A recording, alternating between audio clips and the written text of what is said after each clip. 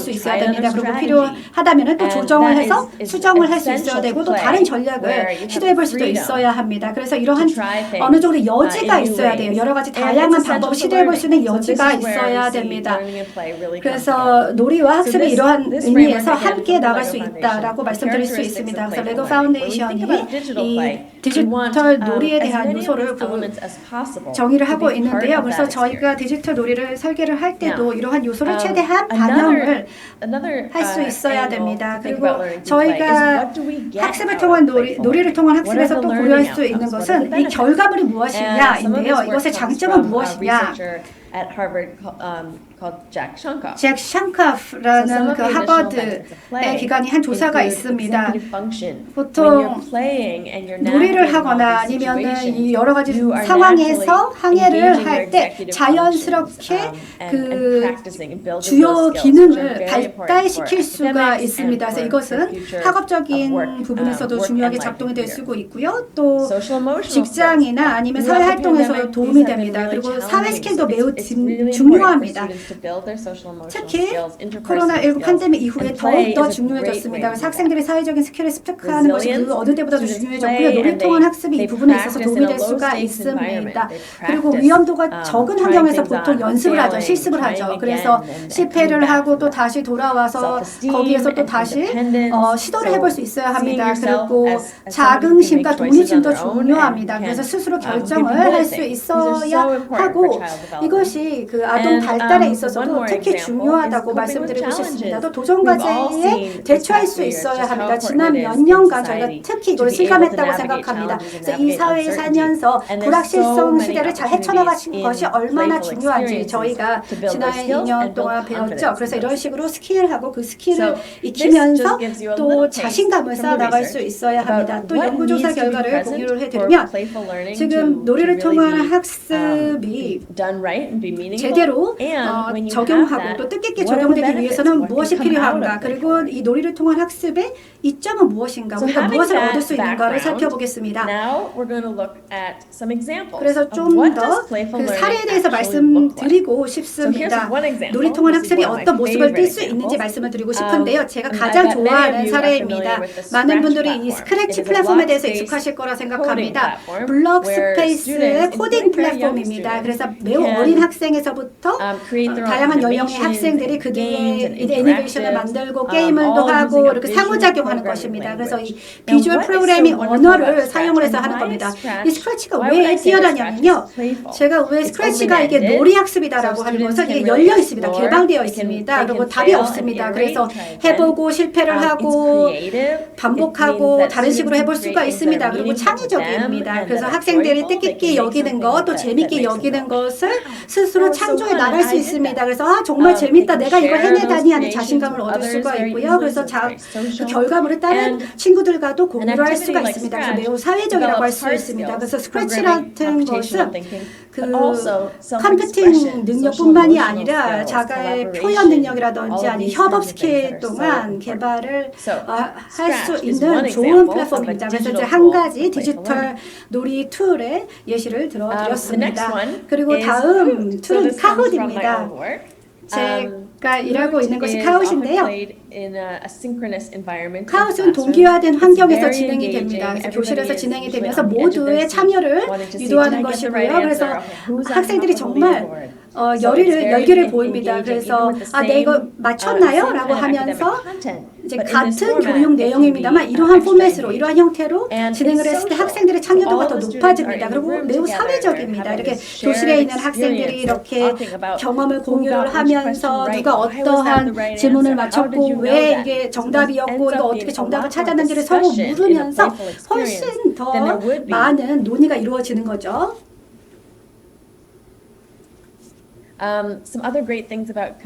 그래서 카훗의 또 다른 장점은 장벽이 낮다는 것입니다. 그래서 창의를 하고 호스트를 할 수가 있습니다. 그래서 단순히 컨텐츠를 사용하는 것뿐만이 아니라 자신만의 컨텐츠를 만들 수가 있습니다. 그래서 이게 다시 놀이와 연관지어 학습할 수 있는데요. 그렇기 때문에 더 기쁘고 더 많은 의미를 부여할 수 있게 되죠. 그래서 그 교실 환경에 맞추어서 적용을 할 수도 있고요. 이것이 바로 카훗의 그 개인화 학습을 가능하게 하는 차별점이라고 할 수가 있습니다. 그리고 이와 관련돼서 이 컨텐츠가 또 매우 유연합니다. 그래서 이 컨텐츠를 수정을 하고 그리고 찾은 컨텐츠를 그 상황에 맞게 수정할 수도 있습니다. 그래서 놀이를 통한 학습의 가치를 높일 수가 있습니다. 그래서 카웃은 놀이를 통한 그 디지털 학습이 어떻게 가능한지를 보여주는 좋은 사례라고 할 수가 있고요. 이 놀이를 통한 학습이 카훗 플랫폼의 설계의 기반 요소가 되고 있습니다. 또 하나의 사례를 들어드리고 싶은데요. 이것은 줌비니스라는 게임입니다. 그래서 줌비니스는 지금 앱을 통해서 사용자들이 사용할 수가 있는데요. 여기 보면은 줌비니스라는 캐릭터를 조작을 할 수가 있습니다. 그래서 각 시스템이 어떻게 작동하는지를 알아내는 겁니다. 그래서 문제 해결 능력을 요하는 로직 퍼즐이라고 생각합니다. 그래서 어떤 인물이 이 다리를 건널 수 있는지를 찾는 거예요. 그래서 이렇게 하기 위해서는 어떤 규칙을 알아야 합니다. 그래서 줌비닛은 여러 개의 탐험 활동을 위해서 설계되어 있습니다. 그래서 다양한 것을 시도를 해보고 피드백을 받아서 이건 안 됐네? 그러면 어떤 다른 전략을 사용할 수 있을까?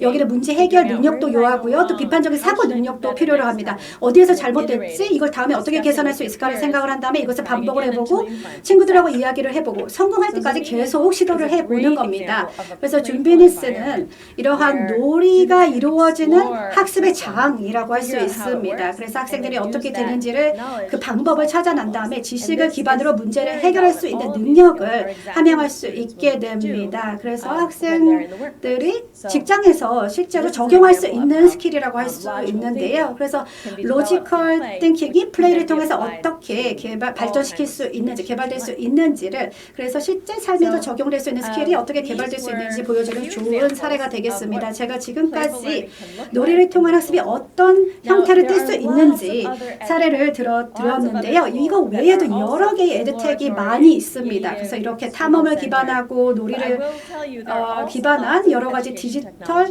툴이 있는데요. 하지만 동시에 이렇게 놀이를 통한 학습이 아닌 디지털 툴이 많이 있습니다. 그래서 전통적인 교수법을 따르는 디지털 도구도 많이 있습니다.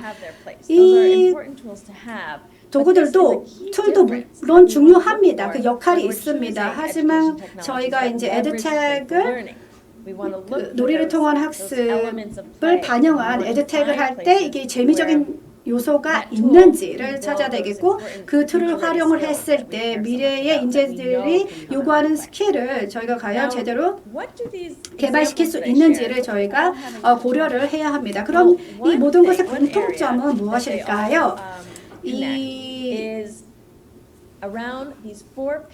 툴의 공통점은 이 네 가지 부분으로 설명을 할 수가 있습니다. 이것은 헐스파스 조시가 실시한 조사에 나오고 있습니다. 그래서 교육 앱의 학습을 위한 네 가지 기둥을 설명을 하고 있습니다. 이 네 가지 요소를 갖추었을 때 학생들이 이렇게 우수한 학습에 제대로 참여할 수 있다는 것을 알 수 있습니다. 첫 번째 요소는 능동적인 참여입니다. 그래서 선택을 하고 행동을 취하고 이것을 첫 번째 요소가 됐고 두 번째 요소는 학습 재료에 참여를 하는 것입니다. 수동적으로 하는 것이 아니라 능동적으로 참여를 하고 스크래치에서 직접 참여를 하고 줌 미팅에서 자신의 전략을 실행을 해봐서 이게 과연 성공적인지를 보는 겁니다. 그리고 또 뜻깊은 경험이 세 번째 기둥이 되겠습니다. 그래서 스크래치에서 말씀을 드렸습니다만 스스로 자신만의 컨텐츠를 만들어서 이게 교실에 어떻게 적용되고 또 실생활에 어떻게 적용될 수 있는지를 보는 것입니다. 그리고 상호작용이 있습니다.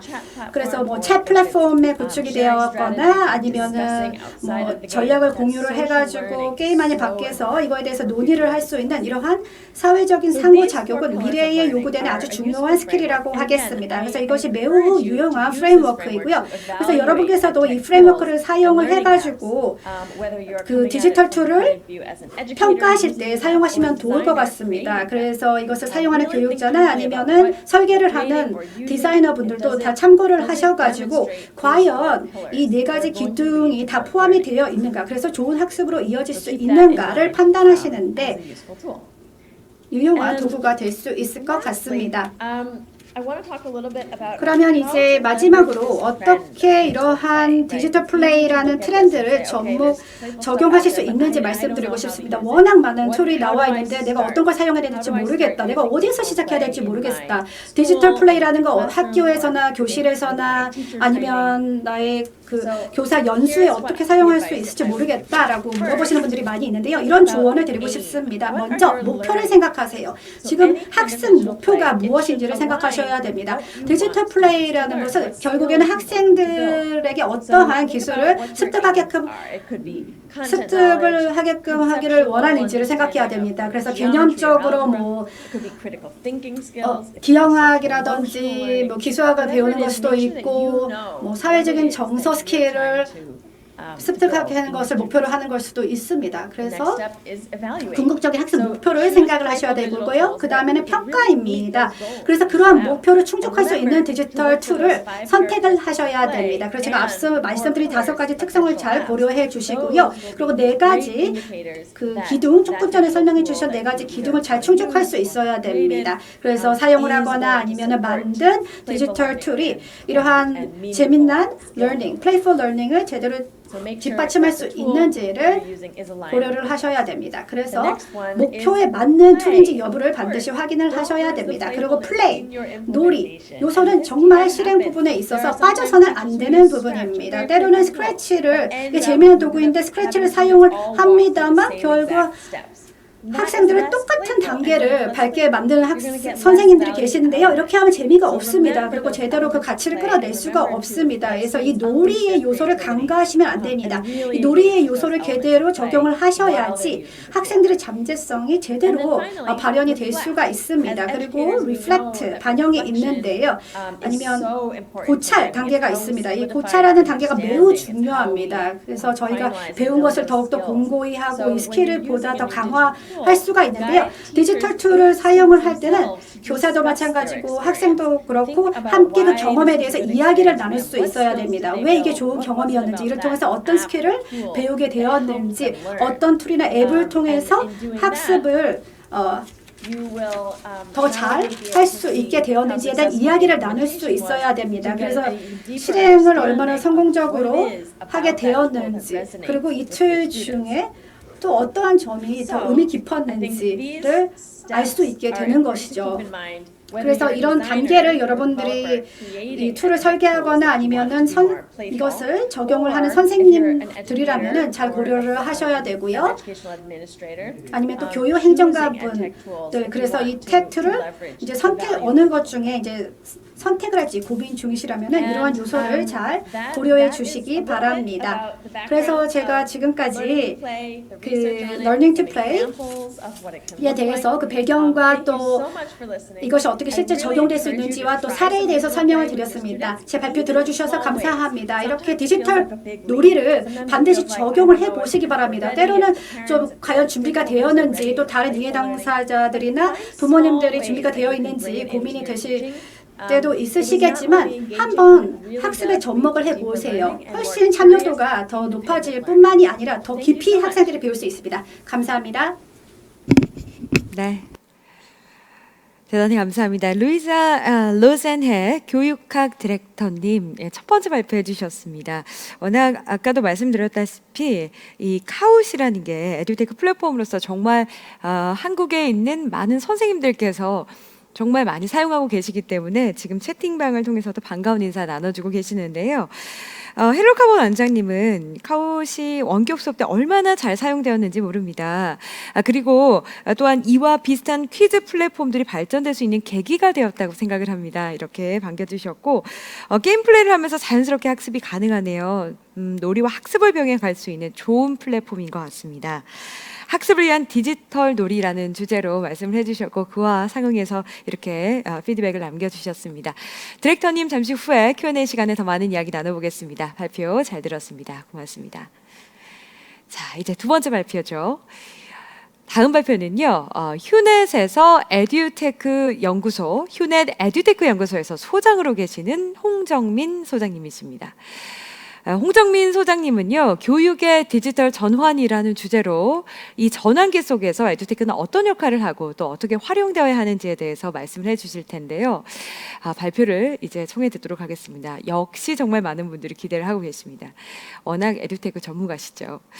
소장님은 LG그룹에서 HRD 담당자로 근무하면서 기업 교육에 몸담기 시작하셨습니다. HRD 및 에듀테크 전문 기업인 웅진 패스원 사이버 MBA를 거쳐서 휴넷의 에듀테크 연구소장으로 지금 재임 중이신데요. 소장님은 대한민국의 HRD 및 에듀테크를 선도하는 다양한 프로그램과 솔루션을 기획, 개발, 총괄의 역할을 하고 계십니다. 또 이 관련한 서적도 3권이나 출간을 하셨어요. 그래서 교육에 대한 어떤 새로운 시선을 제시했다라는 평도 많이 받고 있는 분입니다.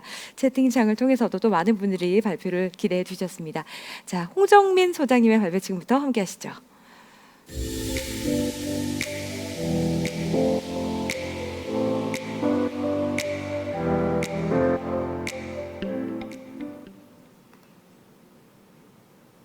네, 교육의 디지털 전환이라는 주제로 발표를 하게 된 휴넷의 홍정민 소장입니다. 일단 저는 이제 기업에 있다 보니까 2019년 정도에 되게 많은 기업들이 많이 얘기하는 게 있었는데요. 뭐냐면 바로 디지털 트랜스포메이션이라는 겁니다. 어떻게 하면 우리 기업의 비즈니스 모델을 디지털화 할 거냐, 어떻게 하면 우리 기업의 업무 프로세스를 디지털화 할 거냐라는 것들에 대해서 2개년 내지는 3개년짜리의 계획을 막 세우기 시작하죠. 그런데 이러다가 2020년에 코로나가 터지면서 이런 디지털화의 속도가 너무 빨라지기 시작합니다. 지금 보시는 사진이 바로 사티아 나델라 마이크로소프트 회장인데 2020년 4월에 개발자 연례석상에서 이렇게 말씀하십니다. 본인이 계획했던 2년 동안의 디지털 트랜스포메이션이 뭐 때문에? 코로나 때문에 2개월 만에 완성됐다라고 얘기를 합니다. 그만큼 지금 저희는 디지털 트랜스포메이션의 시대에 살고 있다고 말할 수 있는데요. 그렇다면 우리 컨텐츠부터 먼저 살펴볼 텐데 컨텐츠는 어떻게 변화하고 있을까요? 라는 겁니다. 제가 에듀테크의 미래라는 책에서 사진을 찍은 건데요. 미국에 있는 음원 시장의 모습을 보여주는 겁니다.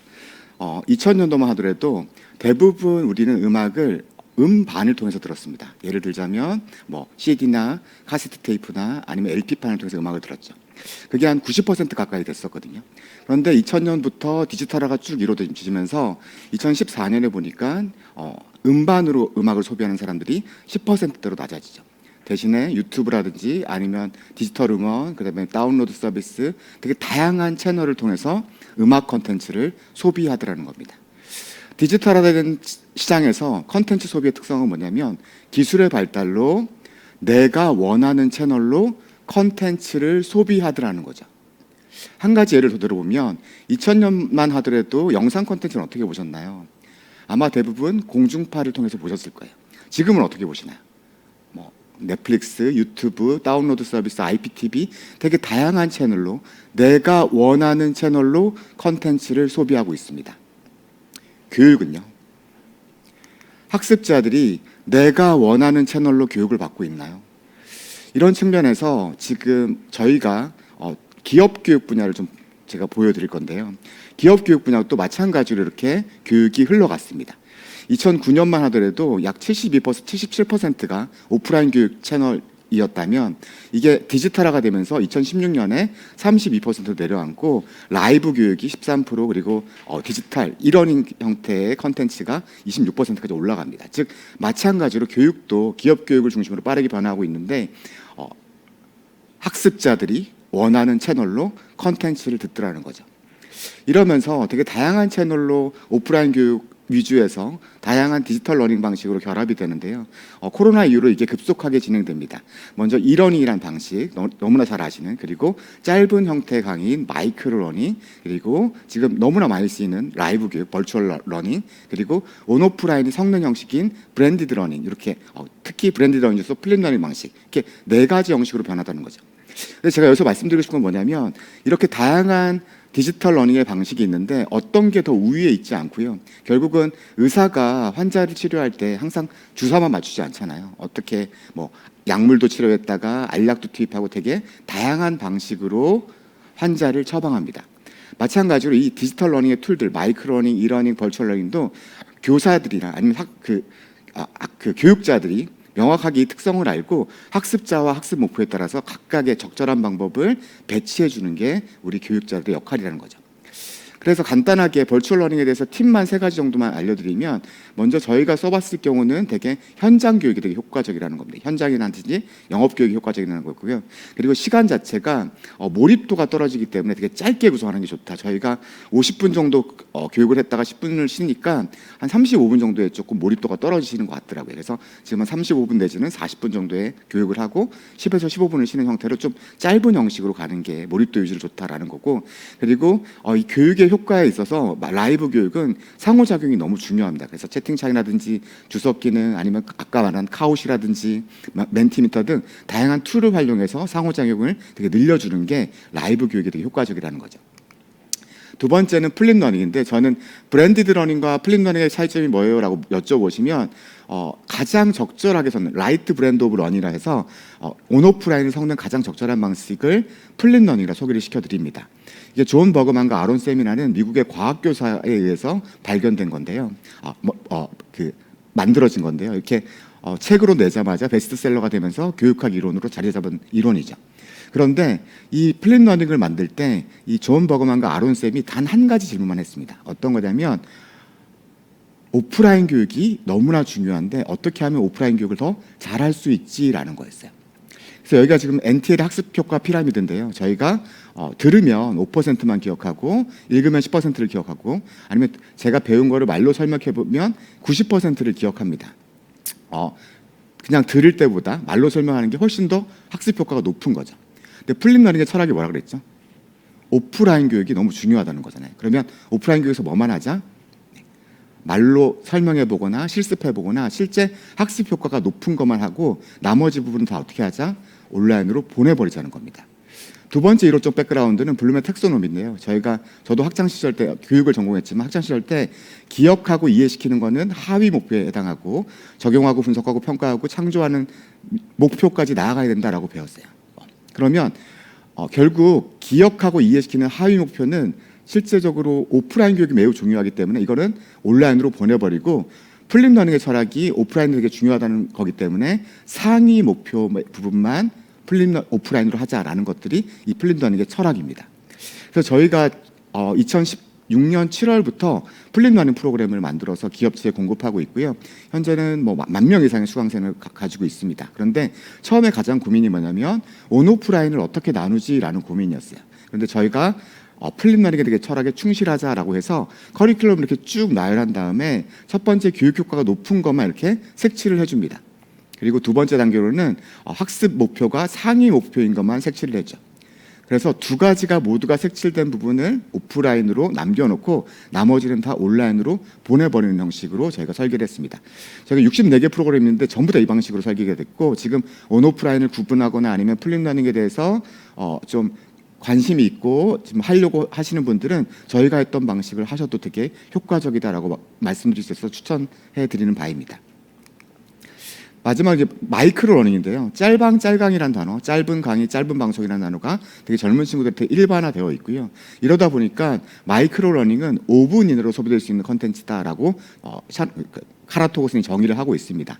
마이크로 러닝이 되게 중요한 이유가 뭐냐면, 첫 번째가 결국은 모바일이라는 게 되게 중요하다는 거죠. 예를 들자면 저희가 현대인들의 90% 이상이 이 채널을 통해서 새로운 지식을 획득한다고 해요. 과연 TV일까요? PC일까요? 모바일일까요? 모바일입니다.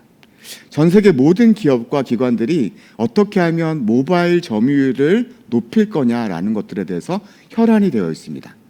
그런데 이 모바일을 어떻게 교육을 활용하냐라는 건데, 모바일에 실제적으로 유튜브 컨텐츠에서 1위부터 50위까지를 나열하면 영상 러닝 타임이 보통 2분 43초 정도 되거든요. 이러다 보니까 모바일 컨텐츠는 되게 짧다라는 거죠.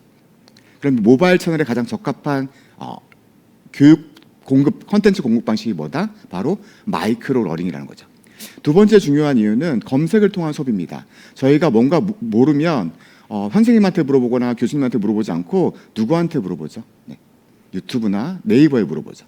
이렇게 뭔가 모르면 현대인들은 검색을 하고 학습을 하고 적용하는 이런 새로운 패턴이 생겨버렸습니다. 그런데 오프라인 교육이나 이러닝처럼 좀 긴 컨텐츠들은 이 검색에 걸리지가 않는다는 거죠. 이런 측면에서 검색을 통한 소비에 적합한 컨텐츠가 뭐다? 바로 마이크로 러닝이라는 거죠. 마지막으로 MZ 세대들은 디지털 네이티브라고 합니다. 이들이 지금 현재 지금 우리나라만 해도 46% 정도의 워크포스를 차지하고 있고요. 이들이 원하는 교육은 긴 형태의 컨텐츠가 아니라 짧은 컨텐츠라는 거죠. IBM에서는 2016년 7월에 최고 교육 책임자가 나와서 이렇게 애자일한 시대에 우리 직원들을 육성시킬 수 있는 가장 좋은 방법은 마이크로 러닝이다라고 선언합니다. 그러면서 짧은 형태의 컨텐츠를 제공하고 이를 IBM의 왓슨이라는 엔진으로 1대1로 맞춤형으로 추천해주기 시작합니다. 이랬더니 3만 명까지 일평균 접속자가 3만 명까지 증가했다고 발표를 했습니다. 그렇다면 제가 이제 디지털 러닝에 대해서 여러 가지 방식으로 지금 변화하고 있다라고 컨텐츠에 대해서 말씀드렸는데요. 저희가 지금 온라인 계약을 하고 교육이 디지털로 많이 변환이 되면서 가장 좀 문제가 됐던 거 아까도 그 박사님께서 말씀하셨지만 학습 몰입이라는 부분입니다. 학습 몰입이 떨어지다 보니까 지금 현재 가장 좀 이슈가 되는 단어가 학습 격차라는 단어가 생긴 거죠. 뭐냐면 상위 10%의 아이들은 교육을 이러닝으로 하든 오프라인으로 하든 책을 던져주든 공부를 합니다. 잘하죠. 하위 10%는요. 무릎을 꿇고 빌어도 공부를 하지 않습니다. 근데 문제는 뭐냐면 오프라인에서 디지털로 넘어가면서 중간에 80%가 점점 하위로 내려가고 있다는 점이죠. 이걸 학습 격차라고 얘기하는데요. 그 이유가 뭐냐면 교육 서비스는 크게 컨텐츠 영역과 매니지먼트 케어 영역이 있는데 오프라인 상에서는 아이 컨택이라든지 아이스 브레이킹이라든지 아니면 동료 학습자들인지 자연스럽게 매니지먼트 케어 영역이 이루어지고 있습니다. 그리고 이 영역이 되게 발달했었고요. 그동안 오프라인 교육 통해서. 그런데 온라인으로 넘어가면서 뭐만 넘어갔다? 컨텐츠만 넘어간 거죠. 즉 지금부터 앞으로 디지털 러닝을 할 때 우리가 되게 관심을 기울여야 할 게 바로 이 매니지먼트 케어 영역입니다.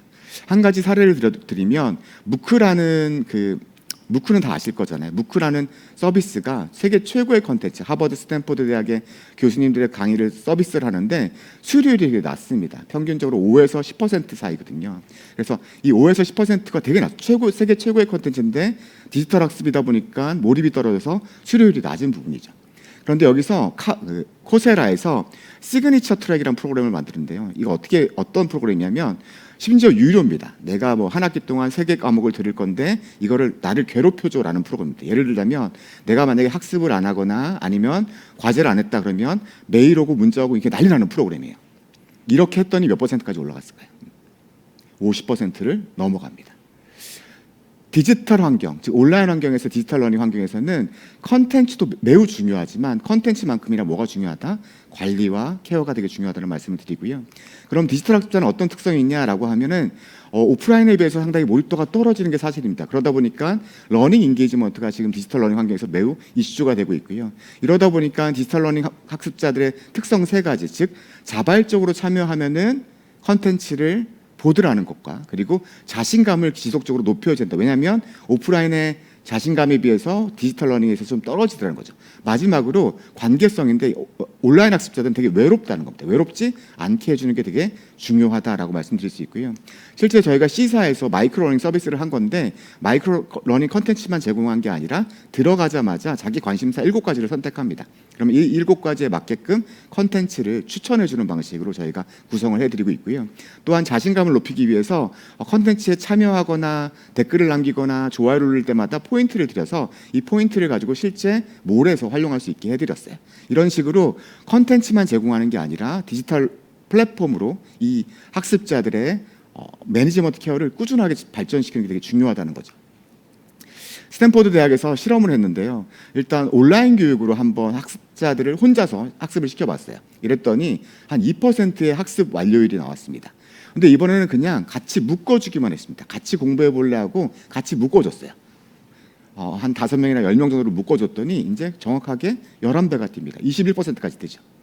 그리고 이번에는 그 묶어준 라인에다가 디지털로 묶어준 그런 그룹에다가 조교를 붙여서 칭찬하고 격려해주고 피드백을 주게 해봤습니다. 이랬더니 정확하게 44%까지 학습 완료율이 올라가더라는 거죠. 즉 디지털 환경에서 학습자들을 외롭지 않게 하는 게 되게 중요합니다. 즉 학습을 하더라도 같이 묶어서 함께 학습하고 있어라는 것들을 공간을 뭐 단톡방이나 아니면 네이버 밴드처럼 거창한 플랫폼이 아니어도 좋습니다. 이렇게 묶어주는 게 되게 중요하다는 거죠. 그러면 게미피케이션에서 말씀드릴 건데요. 게미피케이션이 학습 동기를 부여하기 위해서 되게 좋은 툴로 활용되고 있습니다. 게미피케이션은 게임의 요소를 게임이 아닌 분야에 활용하는 걸로 크게 세 가지만 딱 기억하시면 될 것 같아요. PBL입니다. 포인트 배지 레벨 리더보드, 즉 포인트를 준다든가 학습을 하면, 그리고 배지를 스타벅스처럼 찍어준다든가, 아니면 레벨을 해서 뭐 각 레벨 1, 2, 3, 4를 이렇게 나눠주는 거죠. 그리고 리더보드에서 1위부터 10위까지 학습 참여율이라든지 아니면 학습에 대한 이수율, 이런 것들을 보여주는 것들이 지금 대표적으로 리더보드라 얘기를 할 수 있고요.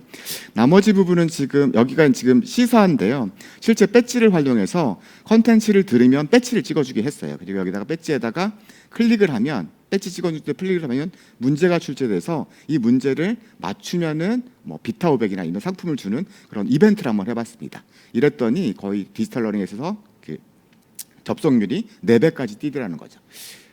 마지막으로 강조드리는데, 디지털 러닝에서 매니지먼트 케어는 매우 중요하고 우리 교육하는 전문가들이 반드시 이 분야에 되게 연구를 하고 실행하고 실천해 나가야 되는 분야라고 말씀드릴 수 있을 것 같습니다. 그러면 마지막으로 제가 AI나 지금 메타버스 관련해서는 시간 관계상 좀 넘어가도록 하고요.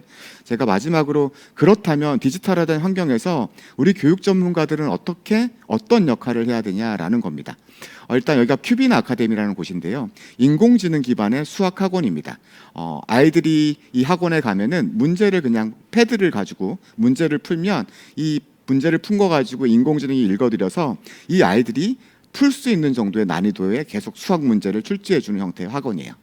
어찌 보면 사람이 되게 필요 없고 선생님이 필요 없어 보이지만 여기에 젠노겐키라는 창업주는 가르치고 이해시키는 거는 인공지능이 더 잘한다. 하지만 아이들과 함께 공감해주고, 그리고 적용하고 분석하고 평가하고, 그리고 창조해내고, 그리고 학습 가이드를 제공하고, 이런 역할을 누구만 할 수 있다? 사람만이 할 수 있다라고 얘기해서 반드시 선생님을 두고 있습니다. 그래서 등원하자마자 아이들이 선생님과 1대1 면담을 통해서 어떻게 공부하고 어떤 양식으로 뭐 이제 학습을 진행해라고 가이드를 받고요. 문제를 풀고 와서도 또 1대1 면담을 해서 선생님들이 데이터를 보면서 이런 부분이 좀 부족하니까 이런 부분을 좀 보완해라고 데이터를 받고 또 칭찬과 격려를 합니다. 누구는 인공지능 기반의 수학학원이라 소개를 하는데, 저는 인공지능과 사람이 가장 잘 결합된 형식의 수학학원이라 말씀드릴 수 있을 것 같아요. 일본에 있는 중학교 1학년 수준의 강의를 마스터하려면 강의식 학원에서는 한 200시간이 걸린대요. 근데 이 학원은 32시간 만에 끝내버립니다. 거의 7배가 더 학습효가 높은 거죠. 제가 드리고 싶은 말씀은 이겁니다. 즉 디지털의 영역이 있고 사람의 영역이 있는데, 그동안 아까 블룸의 텍소노미라고 말씀해서 기억하고 이해시키는 것, 이거는 하위 목표에 해당되고, 적용하고 분석하고 평가하고 창조하는 역할, 그리고 여기는 모멘트 오브 니즈라고 해서 교육이 필요한 순간입니다. 처음 배울 때, 더 배우고자 할 때, 이것을 배운 것을 적용하고자 할 때, 그리고 뭔가 문제가 생겼을 때, 큰 변화가 필요할 때, 이럴 때 교육을 필요합니다. 그동안의 교육은 어디만 역할을 했다? 너무 아래쪽에만 역할을 했다는 거죠. 기억하고 이해시키고 처음 배울 때만 너무나 많은 역할을 해왔습니다. 하지만 이 역할은 앞으로 디지털이 훨씬 더 잘할 겁니다. 유튜브의 컨텐츠가 널렸고 인공지능은 여기에 맞춤형으로 컨텐츠를 공급해 줄 거기 때문입니다. 그럼 교육 전문가들은 어디로 가야 될까요? 더 위로 올라가야 됩니다. 학습자들이 아래쪽의 영역, 어떻게 가르치고 기억하고 이해시키는 거는 디지털로 넘기고 더 위쪽, 너무나 중요한 영역으로 위로 올라가야 된다는 거죠. 그러면서 제가 이제 마지막으로 좀 하나 설명을 드릴 건데요. 옥스퍼드 대학에서 연구를 하나 하는, 어떤 연구냐면 직업들을 쭉 나열을 한 다음에 이 직업들을 태스크 단위로 업무를 나눕니다. 그리고 나서 이 태스크 단위가 몇 %나 인공지능으로 대체될까라고 조사를 해서 발표를 하죠. 이게 이 모델이 되게 좋았는지 매일경제신문사에서 이 모델을 그대로 가져와서 한국에 있는 직업 한 580개 정도를 다 대입을 해서 몇 %나 직업 대체율이 될까라고 발표를 합니다. 초등학교 교사는 몇 %였을까요? 0.44%입니다. 성직자보다도 낮습니다. 뭐 스포츠 심판 98%, 은행창구 직원 98% 이런데 되게 낮습니다. 중고등학교 교사도 1.02%라는 거죠. 교육 분야에 있는 사람들이 되게 낮습니다. 대체적으로 WF나 발표가 되게 낮은 비율의 인공지능 대체율을 보여요. 그게 뭐냐면 아래쪽 영역, 그냥 강의하는 선생님은 대체될 거예요. 하지만 위의 영역이 너무나 많은 역할이 필요로 하다라는 거죠. 마지막으로 말씀드릴 거는 이 위로 올라가기 위해서는 우리가 어디랑 친해져야 된다? 기술이랑 친해져야 된다는 겁니다. 디지털이랑 친해져서 아래쪽 중요하지 않는 영역은 자동화를 시키고 우리는 더 어느 쪽으로 올라가야 된다? 더 위로 올라가서 학습자와 정말 친밀하고 성장을 유도하는 그런 교육자가 되길 바라면서 강연을 마치도록 하겠습니다. 감사합니다. 네, 소장님 발표 잘 들었습니다. 정말 많은 좋은 정보들 그리고 인사이트를 전해주셨습니다. 역시 댓글창을 통해서도 많은 분들이 공감을 해주셨고요. 질문이 정말 많습니다. 그래서 Q&A 시간 많이 기다리고 계실 것 같은데요. 정말 좋은 내용 많이 소개해 주셔서 감사합니다. 마이크로 러닝에 관한 이야기 그리고 묶어주기, 하향 평준화 공감한 내용 굉장히 많았고요. 또 여러 가지 또 질문도 많이 해주셨는데요. 잠시 Q&A 시간에 제가 대신 여쭤봐 드리도록 하겠습니다. 자, 이 세션 이제 교육 분야에 불어오는 새로운 트렌드에 대해서 살펴보고 있습니다. 어느덧 이제 마지막 발표를 소개할 시간이 되었는데요. 에듀테크 플랫폼 클라썸의 이채린 CEO님이 지금 발표를 준비하고 계십니다. 이채린 CEO님은요, 억지로 듣는 노잼 교육, 문제는 소통이라는 주제로 교육 과정에 국한되어 배우는 것이 아니라 상시적으로 질문하고 소통하며 배우는 환경의 첫걸음을 제시해 주시겠습니다. 이채린 대표님은 질문 하나조차 하기 힘든 이 학습 환경을 바꾸기 위해서 소통 중심의 교육 플랫폼인 클라썸을 만드셨는데요. 이 플랫폼도 굉장히 인기가 많죠. 정말 화제가 된 그런 플랫폼이죠. 현재 클라썸은 이 삼성, LG, 서울대, 연세대 등 전 세계 32개국 6천여 개 이상의 기업, 대학, 기관에서 사용하면서 참여도 높은 학습 현장을 확산시키고 있습니다. 클라썸은 포브스 아시아 100대 유망 기업으로 선정이 되었고요. 이채린 대표님은 삶을 바꾸는 디지털 혁명을 주도하는 리더를 선정하는 곳이죠. 포브스 아시아 30세 이하 리더로 선정되기도 하셨습니다. 그렇다면 대표님이 30세 이하신 거잖아요. 너무나 기대가 됩니다. 자, 여러분 세 번째 발표 지금부터 함께 하시죠.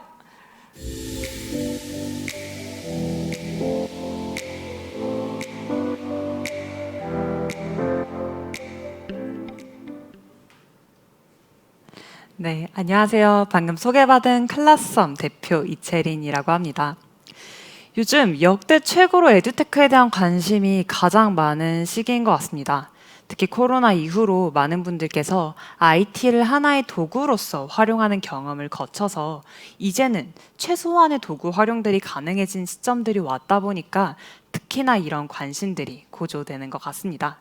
자, 그런데 그럼 이런 에듀테크라는 것을 우리가 도입만 하면 성공인 걸까요?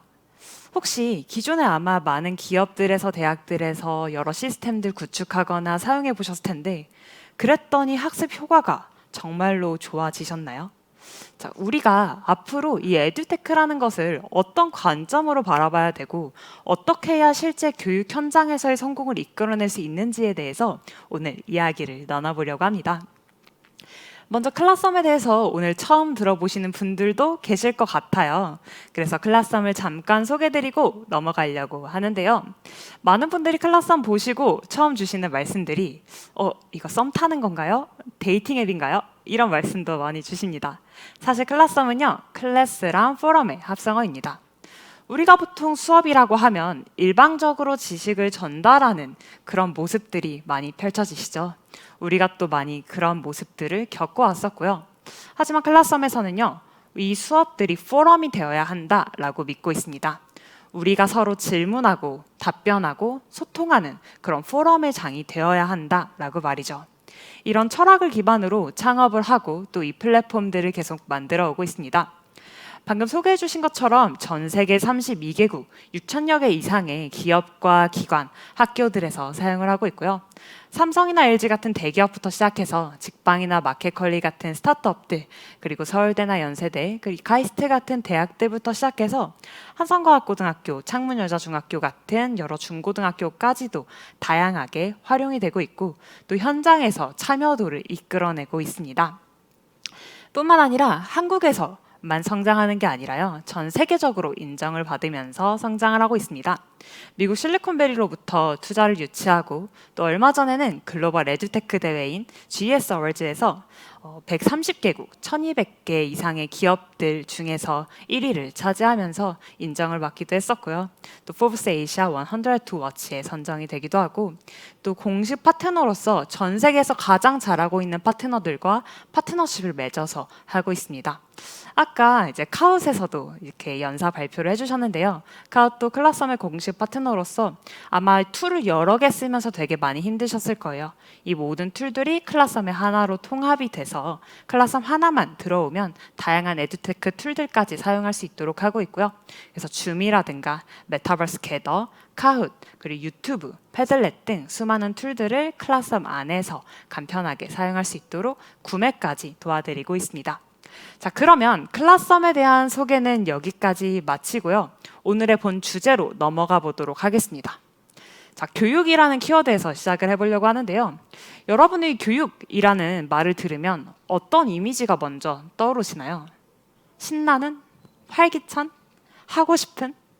아니면 혹시 조용한, 지루한, 참고 견뎌야 하는 이런 이미지가 떠오르지는 않으신가요? 보통 우리가 그동안 어렸을 때부터 받았던 교육들, 심지어 기업 가서 받았던 교육들, 그리고 내가 온라인 강의를 듣는 그 순간까지도 사실은 참고 견뎌서 열매를 따야 하는 과정으로 아마 많이 느끼셨을 것 같습니다. 보통 이런 교육 현장에서는요, 교육자가 앞에 나와서 지식을 읊어주죠. 그러면 우리는 그걸 받아 적고요. 암기를 하고 시험을 보면서 이번 학기, 이번 기수를 또 보내곤 합니다. 사실 이런 교육 현장은요, 200년 전에도 별반 다르지 않았습니다. 이런 말이 있죠. 19세기의 교실에서 20세기의 교사가 21세기 학생들을 가르친다라는 말이죠. 200년 전의 모습들도요, 사실 지금과 별반 다르지 않은 모습들을 볼 수가 있습니다. 그런데 코비드19로 인해서 좀 교육 현장이 많이 달라지지 않았나요? 라는 생각도 해보실 수 있을 것 같아요. 우리가 코비드19를 바탕으로 해서 정말 많은 변화가 일어났는데요. 그럼 그 변화들로 인해 교육 현장이 어떻게 바뀌었는지 한번 볼까요? 사실 학습자 입장에서는요, 똑같습니다. 유일하게 달라진 건 딱 한 가지예요. 원래는 교육자가 내 바로 앞에서 지식을 읊어줬다면 이제는 내 모니터 속에 들어가서 지식을 읊어줍니다. 우리가 그동안 이러닝의 현장에서 봐왔던 거랑 굉장히 비슷한 모습이죠. 학습자들은 턱을 괴고 여전히 그 지식을 받아 적고요. 암기를 하고 외워서 시험을 보고 있습니다. 자, 그런데 사실 이게 그렇게까지 중요한 문제인가라는 생각도 해볼 수 있을 것 같습니다. 우리가 항상 주입식 교육 의미 없다, 이렇게 앞으로 변화하는 세상에서 이런 교육을 하면 안 된다, 수도 없이 말해왔지만 잘 바뀌지 않았었고, 그런데 굳이 이걸 바꿔야 하는 걸까요? 바꾸지 않았는데도 우리가 수십 년 동안 잘 먹고 잘 살아왔는데 말이죠. 이제는 정말 이걸 바꿔야 하는 때가 왔구나라고 제가 느꼈던 타이밍이 있었습니다. 저는 카이스트에서 컴퓨터공학을 공부를 했었는데요. 제가 공부를 했었던 2016년도에 한창 알파고가 화제가 되었습니다. 아마 다들 아실 것 같아요. 한창 이제 바둑으로서 AI가, 인공지능이 사람을 이기면서 정말 큰 화제가 됐었죠. 그때 저희 학과에서도 사람들이 다들 딥러닝을 배워야 하는구나 라는 열풍이 불기 시작했습니다. 그래서 후배들이 선배들에게 물어보기 시작했어요. 선배, 제가 딥러닝에 대해서 공부를 하고 싶은데 대체 어떻게 해야 될까요? 라고 말이죠. 그런데 그때 대답했던 선배분들 중에서 단 한 명도 카이스트 교수님의 AI 강의를 추천해 주지 않았습니다. 모두 다 스탠포드에서 AI의 대가라고 불리는 앤드류 교수님의 강의 링크를 학생들에게, 후배들에게 던져줬죠. 전 세계에서 가장 강의를 잘하는 교수님의 강의를 내가 클릭 한 번으로 들을 수가 있는데 더 이상 우리 학교 교수님의 강의를 들을 필요가 사라지고 있는 겁니다. 그런데 이러한 현상들이요, 코로나 때 더 심화되기 시작했습니다. 사실 앞에서 교수님께서 지식을 말씀해 주시는 건 어제 오늘 달라진 일이 아니었음에도 불구하고 코로나 이후 영상 형태로 전달이 되기 시작하면서 수많은 이러닝 플랫폼들과 비교가 되기 시작했습니다. 99% 학생들이요, 대학 등록금을 반환해줘야 된다, 환불해줘야 한다라는 시위를 벌이기 시작하고요. 그리고 미국에서도 별반 다르지 않았습니다. 넷플릭스 비용과 하버드 대학 등록금을 비교하기 시작합니다. 아니, 나에게 주는 건 영상인데, 심지어 넷플릭스가 영상 퀄리티도 높은데 왜 하버드 대학에서 등록금을 수백 배나 가져가야 되냐, 이런 이야기를 하기 시작합니다. 기업에서도요, 이러닝을 가지고 우리가 왜 굳이 오프라인까지 나와야 하지? 라는 이야기들을 하기 시작합니다. 우리가 다 같이 이렇게 모여서 지식 읊는 거 들을 거면 굳이 이렇게 나와서 해야 하나? 라는 이야기들을 하기 시작하고요. 그동안 돈을 많이 투자했던 워크샵, 어떤 강의 형식의 교육들에 대해서 이게 정말 실무로 이어지는 게 맞나? 라는 의구심이 들기 시작합니다. 내가 정말 그 교육을 들었던 게 내 현업에서 내 업무를 도와주고 있나라고 하기에 실제로 그 교육을 들었던 것들을 질문하고 답하고 내가 직접 적용해보고 주변의 지식과 노하우를 나눠야 사실은 현업에 뭔가를 바꿀 수 있을 텐데 그 중간 다리가 끊어져 있었음을 한 번 더 절실하게 느끼게 되는 계기가 됩니다. 자, 그러면 우리가 이 현장은 직접 겪었는데 그래서 앞으로는 어떻게 해야 하냐라고 궁금하실 수 있을 것 같아요. 전 세계적으로는 이렇게 이야기를 합니다.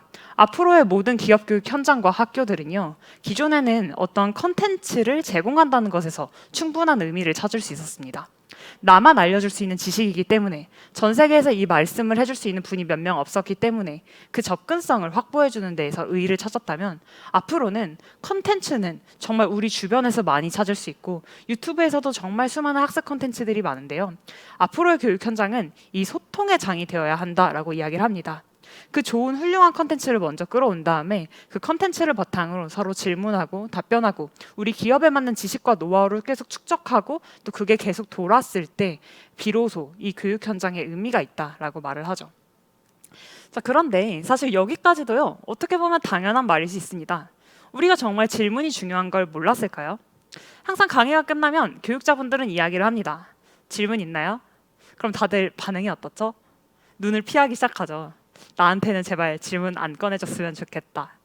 자, 그러면 대체 왜 학습자들이 질문을 안 했는지부터 우리가 살펴봐야겠죠. 짧은 영상을 하나 준비해 보았습니다. 수업을 듣고 있었어요. 저는 수업 전 문제를 미리 풀어가는 편인데 어느 날 교수님께서 이건 정답이 0인데 쉬우니까 꼭 풀어볼 필요는 없겠죠? 라고 하시면서 넘어가시는 거예요. 전 3이 나왔는데 말이에요. 그런데 주변 사람들은 아무렇지도 않은 걸 보니 아무래도 제가 틀린 것 같았어요. 그래서 다시 풀어보니 제가 실수한 부분이 있더라고요. 에이 뭐야, 내가 틀렸었잖아. 그래서 다시 풀어보니까 마이너스 1이 나왔어요. 더 혼란스러워졌어요. 질문을 했다가 제가 틀린 거면 어쩌죠? 뒤에서 비웃으면 어쩌죠? 손을 들었는데 교수님이 못 보셔서 1시간 같은 1분 동안 손을 들고 있으면 어쩌죠? 제 손 때문에 뒤에 있는 사람의 시야를 가리게 되면 어쩌죠? 오랫동안 말 안 해서 질문할 때 교수님 픽세게 나면 어쩌죠? 이미 한참 지났는데 저 때문에 수업의 흐름이 끊기면 어쩌죠? 저 때문에 수업이 더 늦게 되면 자, 수업 끝. 다음 시간에 퀴즈 볼게요. 네, 공감하시나요? 보통 학생분들께 보여드리면요, 폭풍 공감을 현장에서 자아내는 영상입니다. 기업 현장은 어떤가요? 신입사원이면 너무 당연한 거 물어보는 거 아닐까 걱정하면서 질문을 삼키고요. 경력직이라면 내가 이 질문으로 평가당하진 않을까 걱정을 하면서 질문을 삼키곤 합니다. 제가 학교를 다녔었던 2016년도에 똑같은 일들이 벌어졌습니다. 저도 그랬고요. 제 주변 친구들도 마찬가지였습니다.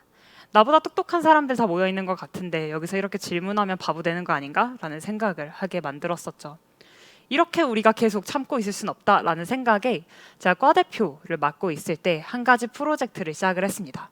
바로 수업마다 카카오톡 오픈 채팅방을 하나씩 만들어주는 겁니다. 이 안에서 교수님도 조교님도 학생들도 서로 질문하고 답하면서 이야기를 하는 것이죠. 처음에는 정말 간단한 질문들이 나오기 시작했어요. 오늘 출석 체크했나요? 내일 시험 있나요? 이런 간단한 질문부터 시작해서요, 점점 더 심화된 질문들이 나왔습니다. 저는 A라는 방식으로 풀었는데 혹시 이건 B라는 방식으로도 풀 수 있지 않나요? 라면서 좀 더 개념에서 심화적인 적용까지도 이야기가 나오기 시작했고요. 학생들의 뜨거운 반응 속에서 처음에는 4개의 톡방에서 시작을 했었는데 그 다음 학기부터는 전산학부 대부분의 수업, 그 다음 학기부터는 다른 학과들까지, 그 다음 학기부터는 서울대학교 같은 다른 학교들까지 자발적으로 퍼져나가기 시작했습니다. 한 학생은 저를 얼마 전에 찾아오더니 이런 말씀들을 주셨어요. 자기가 전과를 해서 정말 친구가 없고 너무 힘들었었는데 난 이 과목별 톡방이 없었다면 한 학기를 못 버텼을 거다라고 말이죠. 그 말을 들으며 이게 진짜 중요한 일이구나라는 생각을 하게 되었습니다. 한편으로는 저에게 굉장히 아쉬운 마음이 컸어요. 왜냐하면 카톡방이기 때문에 한계점이 너무나 많았기 때문이죠. 질문과 답변은 섞이죠. 질문이 묻히죠. 모든 말에 대한 알림을 다 받거나 안 받아야 되죠. 다양한 한계점들이 있었습니다. 아마 기업 교육 담당자분들도 네이버 카페, 밴드, 카톡 쓰시면서 똑같은 단점들을, 한계점들을 느끼며 많이 아쉬우셨을 것 같습니다. 그래서 이건 진짜 제대로 해결해야 하는 문제다라는 생각에 5년 전에 클라썸을 만들었고요.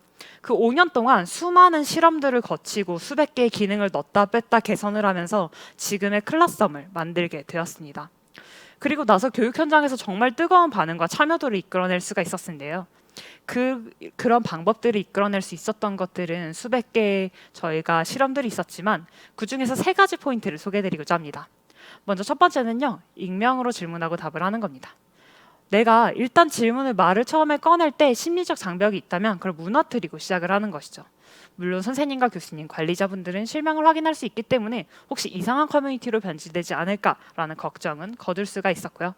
두 번째로는 우리가 자주 사용하는, 우리가 이야기를 그렇게 많이 하는 SNS와 같은 현장들을 실제 온라인 플랫폼에 구현을 하기 시작했습니다.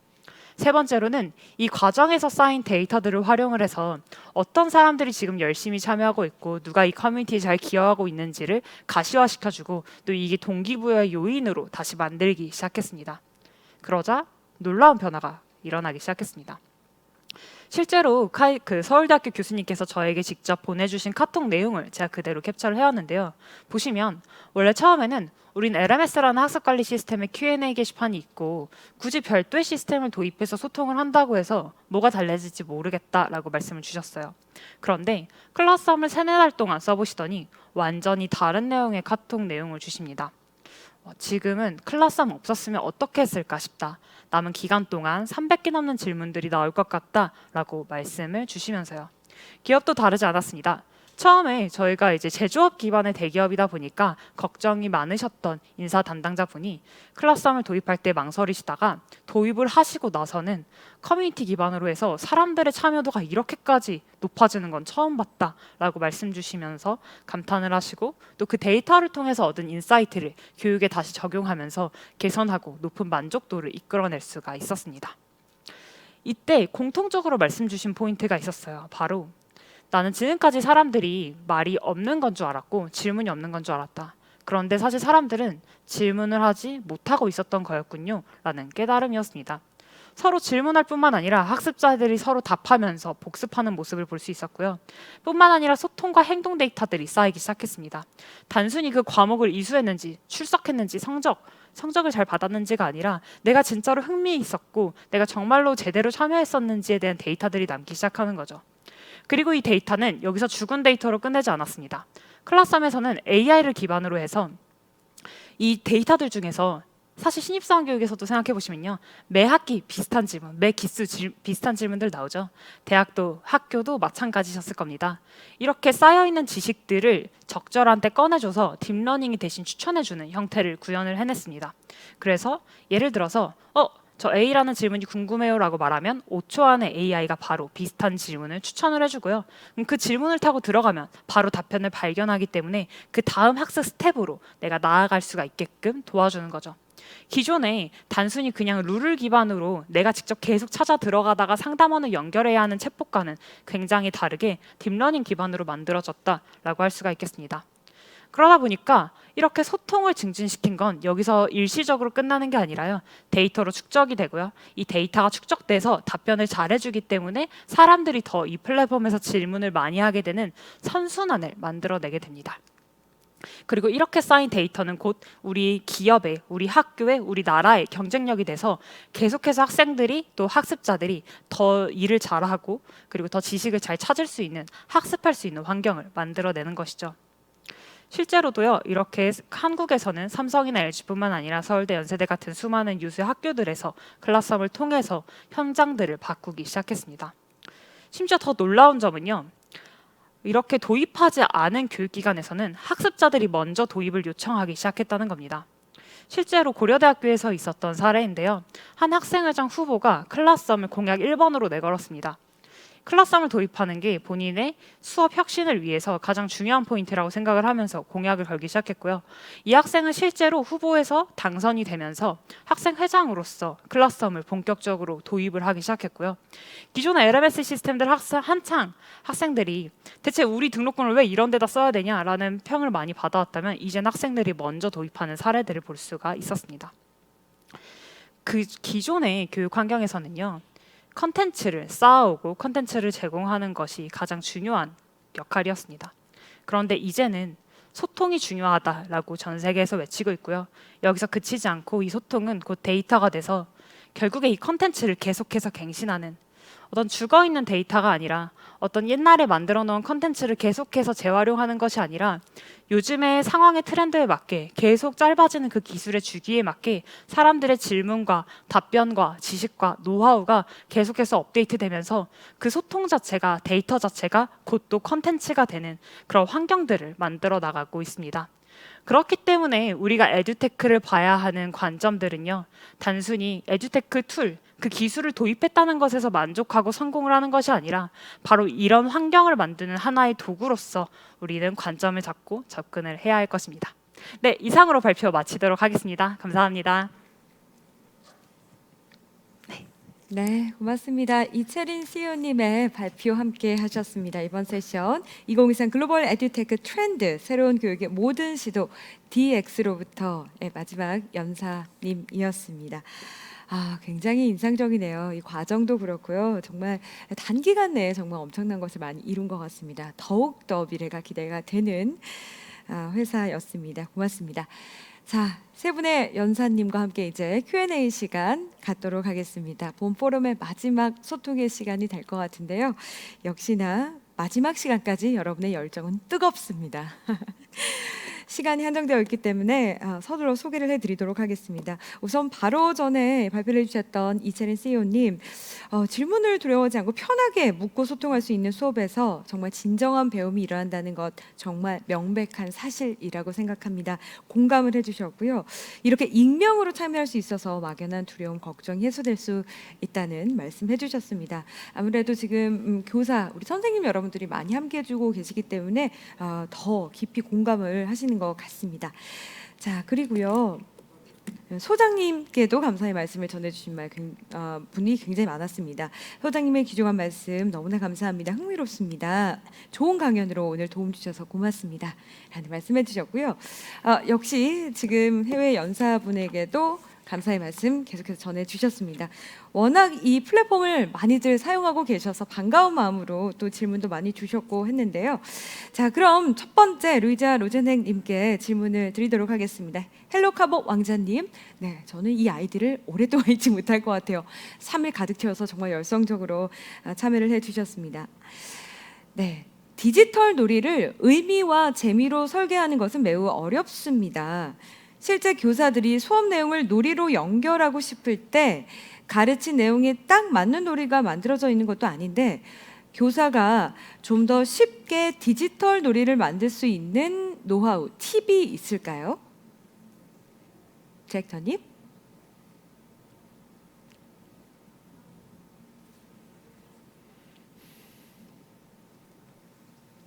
Yes, that's a great question. Right. So essentially the question is how to map playful learning onto your curriculum standards and your learning objectives.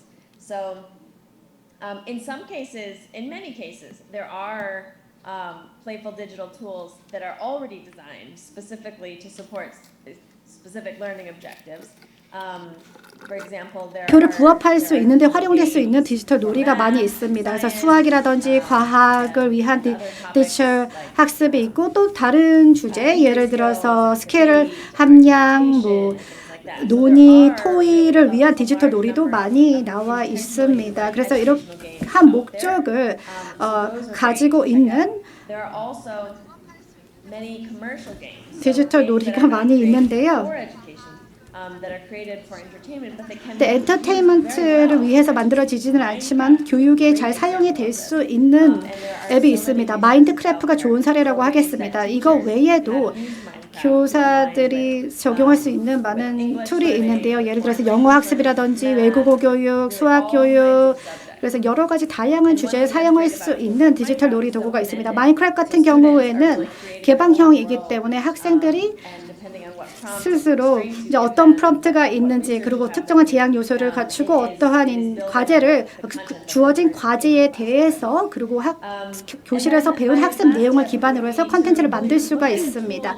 제가 또 드릴 수 있는 조언은 스크래치 같은 도구를 한번 참고를 보세요. 그래서 학생들이 자체적으로 컨텐츠를 만드는데 사용할 수 있는 툴입니다. 아도비 툴도 매우 뛰어난 툴이라고 할 수 있습니다. 그래서 교사들이 참고할 수 있는 만한 도구들이 많이 있어요. 그리고 학생들이 스스로 자기 표현을 하고 컨텐츠를 제작하기 위해서 사용할 수 있는 부분이 많이 있습니다. 그리고 이미 어느 정도 제작이 되어 있는 부분이 많이 있기 때문에 연령하고 과목을 선택을 하면은 그 교사들이 활용할 수 있는 다양한 프롬프트를 제공을 합니다. 그래서 여러 가지 아이디어를 실험해 볼 수도 있고 템플릿도 시도를 해볼 수가 있습니다. 그래서 학생들에게 가장 의미 있는 그 교육 자료를 찾는 데 큰 도움이 될 것입니다. 제가 너무 두서없이 많은 말을 드렸는데요. 그래서 교육 게임을 목적으로 하는 게 있고 또 엔터테인먼트 요소를 가미한 교육 게임도 있고 또 에듀텍 툴이 있습니다. 그래서 개방형이고 창의적인 그 오픈 툴이 있기 때문에 이것을 여러분들의 그 교수법에 활용하실 수 있을 것 같습니다. 도움이 되었기를 바랍니다. 그래서 여러분께서 적극적으로 이 툴을 사용해 보시기를 바랍니다. 너무 겁먹지 마시고요. 이렇게 다양한 방법으로 시도를 해보세요. 고맙습니다, 디렉터님. 다양한 툴을 소개해 주셨습니다. 아도비 그리고 스크래치 툴에 대한 내용도 소개를 해주셨고요. 지금 댓글창에 보니까 스크래치를 이미 사용하고 계신 참가자분도 계셨습니다. 의견을 보시면 학생 참여 수준이 점점 낮아지고 있는데 놀이를 통한 배움이 효과적인 돌파구가 될 수 있겠다는 생각이 듭니다. 잭님이 또 말씀해 주셨고요. 비판적 사고 형성에도 도움이 되는 점이 마음에 들고요. 아이들이 거부감 없이 접근할 수 있도록 재미 요소를 곳곳에 배치해 두고 있습니다. 역시 지금 잘 사용하고 계신 여러분들의 피드백이었습니다. 자, 그래서 다양한 툴을 한번 시도해 보십시오라는 말씀을 해주셨습니다. 자, 그리고 다음은요 소장님께 질문을 좀 드리도록 할게요. 역시나 굉장히 많은 질문이 올라와 있습니다. 네, 지식 전달은 AI가, 인간 교사는 네, 교사는 인간 교사는 학생들에게 관심을 갖고 공감하며 장단점을 분석해서 자원을 제공해 준 역할을 해야 하는 것이라고 정리를 했습니다. 소장님께서는 말씀하신 인간 교사가 교육해야 할 윗단계를 조금 더 구체적으로 알고 싶습니다. 라는 질문입니다. 일단 뭐 일반적으로 얘기하는 거는 그 교사의 역할, 앞으로 역할에 대해서 러닝 커뮤니티 매니저라고 해서 그 결국은 가르치는 역할이 아니라 종합적인 커뮤니티를 관리하는 역할이다라고 얘기를 하고 있고요. 네. 그리고 지금까지 교사랑 다르게 아마도 지금 인성이라는 영역, 그리고 학생들을 참여하게 하는 영역, 그리고 상호작용하게 하는 영역 등등 너무나 많은 일들이 있을 거예요. 근데 이걸 뭐 구체적으로 이렇게 말씀드리기보다는 전체적인 커뮤니티를, 우리 학습 커뮤니티를 어떻게 관리해 나갈 건가라는 영역으로 나아가시면 좋지 않을까라고 생각합니다. 네. 네, 답변 감사합니다. 그래서 소장님이 발표하시는 중간중간에 나왔던 말씀에 공감하시는 분이 많았는데요. 잭님이 디지털 환경에서 온라인 학습자들을 외롭지 않게 하는 것이 중요하다는 말씀 언급해 주셨고, 묶어주기 기억하겠습니다라는. 그리고 디지털 환경에서 학습자를 외롭지 않게 하는 것도 굉장히 공감이 많이 갔습니다. 인공지능과 인간이 함께 참여해서 교육 효과 극대화를 기대할 수 있을 것 같습니다. 네, 좋은 의견 해주셨습니다. 자, 이채린 대표님 질문 드릴게요.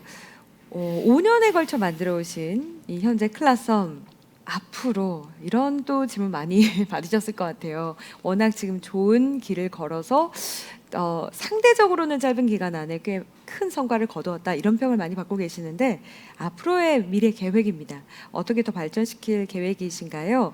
어떤 기능이나 역할, 목표를 중점으로 클라썸이 변해나갈지를 보면 디지털 전환과 더 가까워지는 길도 보일 것 같아서 네, 질문 드립니다. 이 회사의 미래가 디지털 전환에 대한 어떤 또 미래를 보는 것 같다라는 말씀으로 저는 이해를 했는데요. 잭님이 또 이렇게 날카로운 질문해 주셨습니다. 미래 계획이 어떻게 되세요? 네. 아마 저희가 얼마 전에 이제 대규모 4.0 업데이트를 마쳤는데요.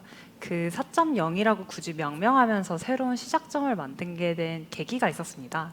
바로 앞으로는 교육자랑 학습자의 경계가 점점 더 흐려질 것이라는 점 때문이었습니다. 기존의 많은 교육 플랫폼에서는 1번이요? 교육자가 굉장히 명시되어 있고요. 학습자가 따로 나뉘어져 있어서 교육자는 정말 많은 슈퍼 권한들을 갖고 수업을 설계를 하고요. 학습자들은 그걸 따라가는 형태가 많습니다. 하지만 우리가 현장에서 실제로 어떤 일들이 벌어지는지를 보면요.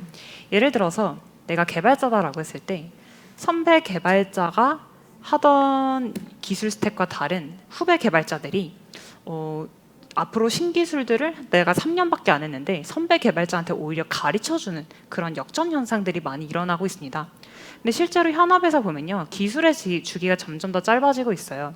옛날 같은 시대에서는 이런 내가 하나의 기술을 연마를 하면은 정말 수십 년 동안 먹고 사는 그런 형태의 세상들이 많았다면 요즘에는 내가 배운 기술이 수명이 1년이기도 하고 3년, 5년밖에 안 가기도 합니다. 그렇기 때문에 교육자랑 학습자가 굉장히 명확하게 나누어진 게 아니라 누구든 나도 같이 교육자가 될 수 있고 서로 언제든 가르치고 배울 수 있는 환경들로 나아가고 있고요.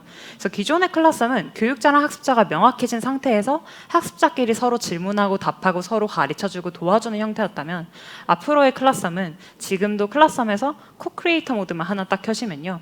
누구든 교육을 설계하고 직접 스터디를 주도하고 지식과 노하우를 일상적으로 나눌 수 있게끔 되어 있습니다. 앞으로는 이런 변화들이 더 가속화될 예정이고요. 이 과정에서 나온 모든 또 데이터들은 언제나 내가 업무를 할 때 또는 지식을 새로 탐색할 때 옆에서 내 친구가 돼서 계속해서 도움되는 지식들을 바로 AI가 연결해주는 환경들을 만들어 나가고자 하고 있습니다. 네, 최근에 그러니까 업그레이드를 단행을 하신 거네요. 네, 맞아요. 아, 따끈따끈한 뉴스 저도 신문에서 봤습니다. 교육자와 학습자를 구분하는 것이 아니라 이 내용도 저희가 지난 다른 세션에서도 많이 다뤘던 내용입니다. 미래를 볼 수가 있네요. 클라스홈을 보니까요. 그러니까 뭔가를 알고 있는 분이 이제 가르치는 입장이 될 수 있는 거잖아요. 누구라도 교육자가 될 수 있다는 거죠. 구분이 아니라. 그래서 클래스를 열 수도 있고 스터디를 만들 수도 있고 더욱더 기대가 되긴 됩니다. 이 업그레이드 버전에도 한번 꼭 참여를 해보시기 바랍니다. 자, 질문을 한두 개만 더 드릴게요. 사실 시간이 좀 지났지만 그래도 마지막 세션이라 2개 정도 질문을 더 드리고 싶습니다. 자, 먼저 디렉터님께 마지막 질문입니다.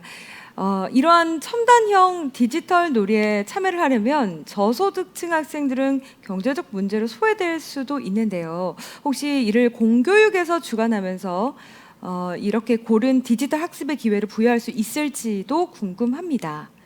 답변이 가능하실까요?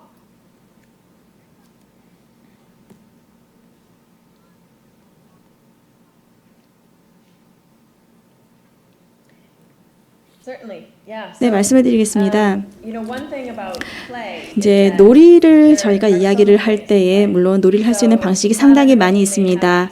물론 모두가 이러한 컴퓨터나 아니면 스크래치 같은 툴에 접속을 또는 접근을 못할 수가 있는데요. 근데 우리가 놀이를 할 수 있는 재료는 많이 있습니다. 디지털 재료나 도구가 아니어도 괜찮습니다. 저도 에듀테크 관련 전공을 했지만 모든 문제가 기술로만 해결이 될 수 있는 것은 아닙니다. 그렇기 때문에 상당히 발전된 기술만 저희가 꼭 생각을 해야 되는 것이 아니라 여러 가지 다양한 재활용을 할 수 있는 그러한 재료나 아니면 여러 가지 다른 도구들을 이용해서 아니면 여러분들이 기존의 게임이나 새로운 게임을 만들어서 우리가 일생생활에서 쓰는 그러한 재료들을 이용해서 그리고 기존의 되게 쉬운 기술들을 통해서 예를 들어 휴대폰 같은 것으로도 저희가 어떤 주제에 대해서 검색을 할 수도 있고요. 카메라로 사진을 찍을 수도 있고 그러한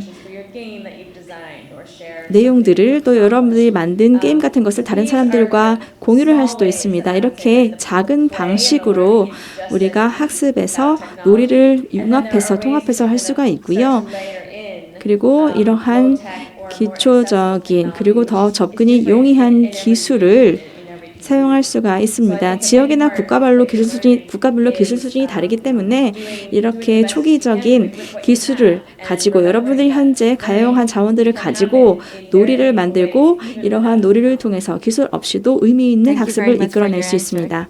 네, 답변 고맙습니다. 감사합니다. 시간 관계상 이제 마지막 Since we are 질문을 running 좀 out of 소개를 time, 해드려야 we'll 할 것 have 같은데 to entertain just 소장님께 one last 드리도록 question. 하겠습니다. And this question is directed to Mr. 소장님 Hong. 에듀테크 연구소의 다양한 So 연구 결과 you 중에서 talked about some of the 이번 research 에듀테크 코리아 포럼을 outcomes, 계기로 꼭 and 전해주고 maybe 싶은 there is 인상적인 사례 one thing that 하나만 you'd like 뽑아서 to 소개해 highlight, 주실 one 수 of the 있을까요? important results 사례보다는 제가 from 다른 말씀을 your 설명을 researches. 깨달았던 다른 말씀을 Instead of introducing you some of the recent works, I'd like to highlight some realization that we had recently. We are using a lot of different technologies these 되게 days. 기업마다 그 활용도가 되게 다른 거예요. 뭐냐면 누가 그 기술을 쓰느냐가 너무 중요하다는 걸 계속 깨닫고 있습니다. 즉 활이 어떠냐가 중요한 게 아니라 그 궁수가 더 중요하더라고요. 결국은 사람이 누구냐에 따라서 더 중요하다는 걸 계속 깨닫고 있고요.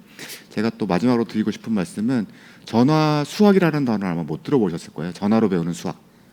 근데 전화 영어는 들어보셨잖아요. 그렇죠. 그러니까 네, 전화라는 네. 기술이 영어랑 어학 교육이랑 맞다라는 거죠. 결국 테크놀로지가 아까도 말씀하셨지만 모든 걸 해결해 줄 수 없지만 테크놀로지를 잘 활용하는 거는 우리 교육자다라는 것들을 계속 깨닫고 있어서 그래서 우리 교육하시는 분들의 어떤 테크놀로지에 대한 이해 이런 것들이 되게 중요하다라는 것들을 계속 깨닫고 있습니다.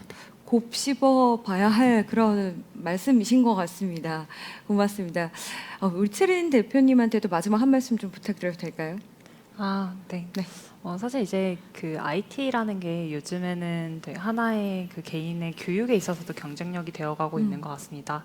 네, 그런 관점에서 방금 소장님이 말씀 주신 것처럼 사실 이 기술로서 우리가 기술을 도입하는 것 자체가 목적이 아니라 교육 현장에 있는 실제 어떤 문제를 풀 건지에 집중해야 우리가 이 기술에 압도되는 것이 아니라 진짜 활용을 할 수 있는 그런 효과를 얻을 수 있는 관점으로 승화시킬 수가 있는 것 같습니다. 그래서 이런 에듀테크 도입을 생각하시기 전에 우리 교육 현장에서 어떤 문제가 있는지를 먼저 살펴보시면 아마 또 큰 도움이 되지 않을까 싶습니다. 네, 좋은 말씀 감사합니다. 자, 이렇게 해서 2022 에듀테크 코리아 포럼 마지막 세션, 마지막 연사분들과 또 마지막 Q&A 시간 나눠봤습니다. 이 마지막 시간에 더욱더 감동적인 멘트가 많이 나온 것 같고요.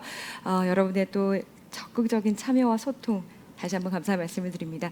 오늘 귀중한 시간 내주시고 좋은 말씀 해주신 세 분의 연사분께 감사의 말씀 드립니다. 고맙습니다. 감사합니다. Thank you very much. 자, 여러분 이렇게 해서 디지털 트랜스포메이션, 즉 DX가 어떻게 교육 분야에 적용될 수 있는지 그에 따라 어떤 방향으로 에듀테크 분야가 나아가야 할지에 대해서 오늘 마지막 세션 함께 하셨습니다. 연사분들께 다시 한번 감사 말씀을 드리고요. 역시나 오늘 마지막 시간까지 정말 적극적으로 함께 해주신 참가자 여러분들께 감사의 말씀을 드립니다. 자, 오전 트랙 C1을 시작으로 오후 C3까지 해서 저희가 이제 마무리를 할 시간인데요. 처음부터 함께 해주신 분도 계시고요. 중간중간에 들어와서 반갑게 인사해 주시면서 좋은 의견 해주신 분도 계셨습니다. 그리고 전 세계 정말 다른 시차임에도 불구하고 참가해 주신 분도 계셨습니다. 감사의 말씀을 드립니다. 자, 2022 에듀테크 코리아 포럼의 모든 공개 일정이 이제 마무리할 시간입니다. 오늘 3일 차였습니다. 저도 3일 동안 열심히 좋은 발표 들으면서 또 여러분의 그 피드백과 함께 하면서 시간을 보냈는데요. 여러분 유익한 시간 되셨습니까? 그렇죠. 지금 제가 댓글창을 일일이 볼 수는 없지만 다 예스, 예스라고 말씀해 주실 것 같습니다. 잠시 후에는 사실 저희가 이제 비공개 세션이 있습니다. 트랙 D는 비공개 세션으로 개도국 초청자들을 대상으로 진행이 되는데요. 일반 참가자 여러분께는 공개되지가 않습니다. 그래서 이제 제가 마지막으로 인사를 드릴 시간이 되었습니다. 다시 한번 감사의 말씀을 드립니다. 제가 사실은 2020년 코로나 원년에 처음으로 2022 에듀테크 코리아 포럼을 만나서 정말 막중한 책임감으로 이렇게 함께하고 있는데요. 3년 동안 계속해서 참여해 주셔서 저한테도 이제 친절하게 인사 건네준 참가자 여러분도 계셨고, 그리고 힘내라면서 정말 이렇게 따뜻한 참가자분들이 없는 것 같아요. 통역사 선생님들, 스텝 여러분들, 그리고 사회자인 저한테까지도 감사의 말씀을 전해주셨는데 너무나 감동적인 시간이었습니다. 이 코로나 원년에 팬데믹을 딱 마주하면서 교육계에 엄청난 변화가 있었고 정말 일선에서 바로 그 변화를 맞았는데 그 과정에서 얼마나 혼란한 시기를 겪었고 얼마나 치열하게 고민하고 노력하면서 지금 이 시기까지 왔는지 저는 조금이나마 알 수가 있었습니다. 여러분의 그런 노력 그리고 에듀테크 전문가 분들의 열정 덕분에 우리나라 그리고 전 세계 교육이 계속해서 발전하는 게 아닌가 싶습니다. 댓글창을 통해서도 여러분의 열정을 알 수가 있었고요. 계속해서 여러분 노력해 주시고요. 우리나라의 미래 교육을 위해서 힘써 주십시오. 2022 에듀테크 코리아 포럼 여러분과 함께했습니다. 그리고 앞으로도 여러분과 함께 하겠습니다. 다시 한번 감사의 말씀을 드리고요. 내년에는 더 시의적절한 주제로 많은 분들과 함께 더 좋은 이야기 나눌 수 있도록 프로그램 만들어서 또 인사드리겠습니다. 함께해 주신 여러분 대단히 감사합니다.